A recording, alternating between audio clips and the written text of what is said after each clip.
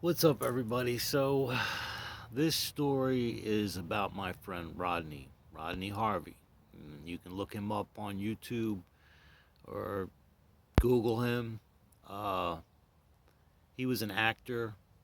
He became an actor. He did some Hollywood movies. As far as fame, he got up there in the 80s and 90s, mostly in 90s. But anyway, so when I was a kid, I was about 15. Um, I wanted to do what I wanted to do. I wanted to, run the streets and go out when I felt like it and do what I wanted to do. And my stepdad, he didn't agree, which now as I got older, I realized, I was just being a shit. And him and my mom would argue over me over some of the shit I was doing. And so she would fight with him, and it wasn't helpful to her relationship with him. And so he threw me out at 15. So now I'm roaming the streets and really had nowhere to go. And a friend of mine talked to his mom, and she took me in. God bless her. Sherry, I still love you. I love you to the day I die for what you did. Um, Took in a wayward kid.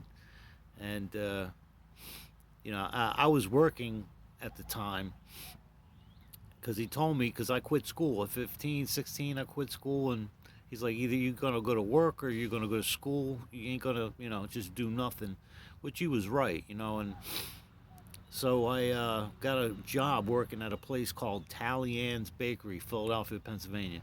It's not there anymore, but the owner was real cool, but the his son who ran it was a real asshole. So yeah, he was a real prick.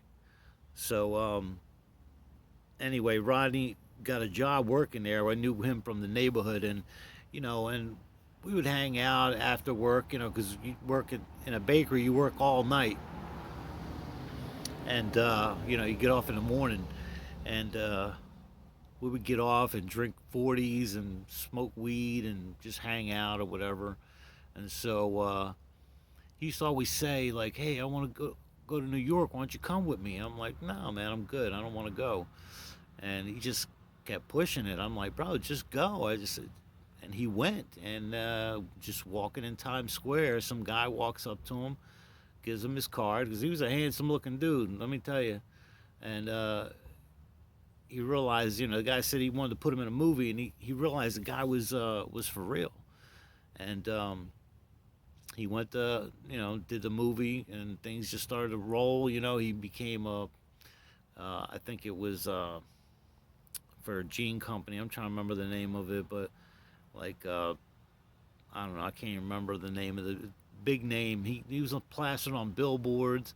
He got a series. Like the kid started to do something in life, and you know he had issues, like I did, and and they caught up with him.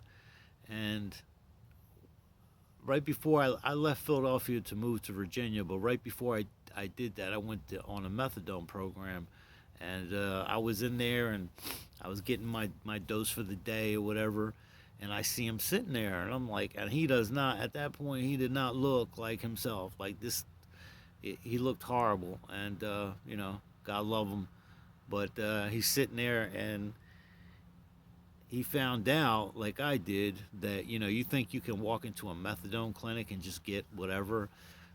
It's going to take about a week, before they even put you on medications. There's testing and then psychological shit and all this other stuff. In the meantime, you're sick as hell, or you're out there getting high it's time for you to get that actual medication.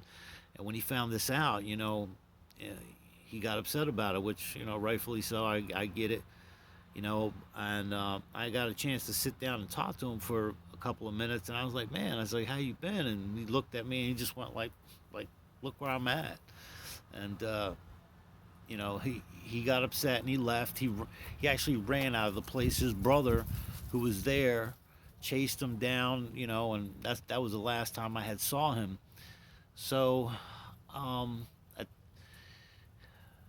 think I'm skipping some stuff here. This is now. I am now probably like 29 years old, 28 years old when this is all happening. But like I'm talking about, a span of time when I met him from the time this is all taking place. So he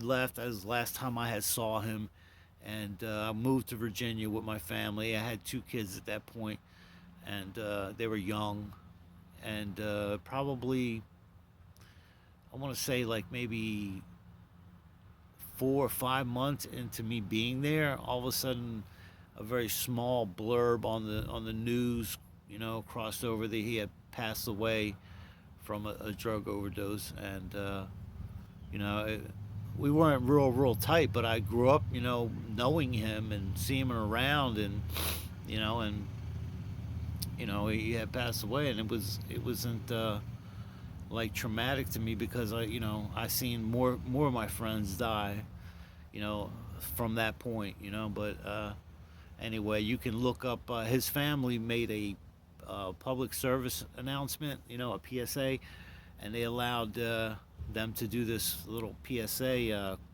called "This is my friend Rodney." So if you remember that, look it up on YouTube.